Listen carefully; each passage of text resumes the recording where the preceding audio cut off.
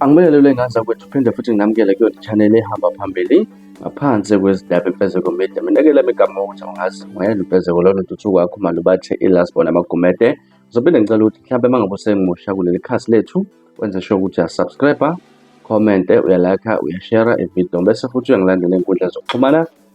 Facebook @Fezeko_162, TikTok @Fezeko_162, kanjalo futhi-ke naku-Instagram @Fezeko_162. Ngaza kwethu udaba engifisa silibheke njengamanje udaba olutrenda laphana ey'nkundleni zokuxhumana nje ukwazi ukuthi-ke umnotho wakuleli laphana-ke okanye isimo sakuleli bhekane nenkinga yokunyuka wentengo yama-fuel laphana sibala khona upetrol, udizili, uparaffin nezinye izinto ezithe ukuhlukahluka ngenxa yesimo sokuthi-ke sokhumbuleka ukuthi-ke izwe ekuyilona esiphakelayo ngalezi zinto engiy'balile izwe ekuyilona esingathi lisabhekane nobunzima elisabhekene nabo nokwenza kube nzima ukuthi-ke bakhona ukuqhubeka nokusiphakela siyiNingizimu Afrika. Ngiyazi ukuthi njengaza kwethu-ke ukunyuka kapetrol kanye nodizili sizokubona ngathi into ethinta abanikazi bezimoto kuphela, kanti akukhona ukuthi mhlawumbe ngoba-ke kuzothinta abanikazi bezimoto kuphela nathi singenazo imoto sothinteka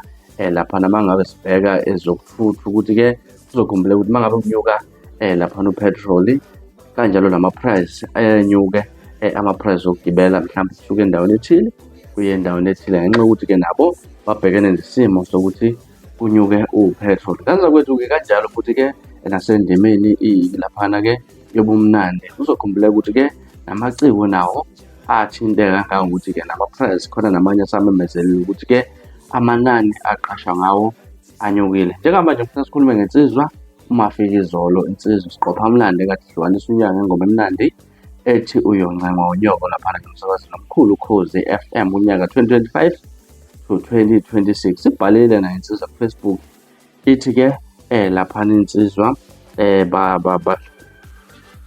bahleli bemcimbi laphana umzali uzonyusa ama-price okwesithathu Ukhozi since sahlukanisa unyaka athi xaxa ama-price. Manje-ke ngizowanyusela idizili ngawo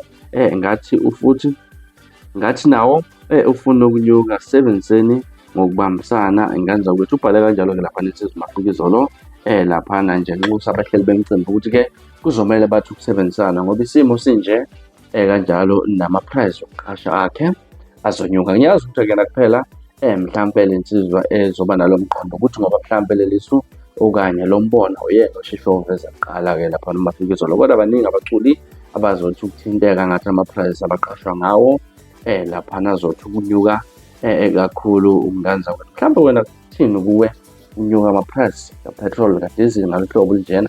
Sena comment section sekukhulunywa kakhulu lezi ndaba ey'nkundleni zokuxhumana, kodwa mina ngizofisa ukuzwa olwakho uvo ngalolu daba.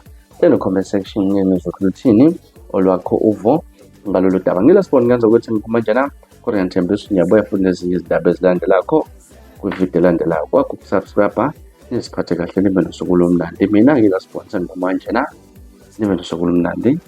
Sengiyela.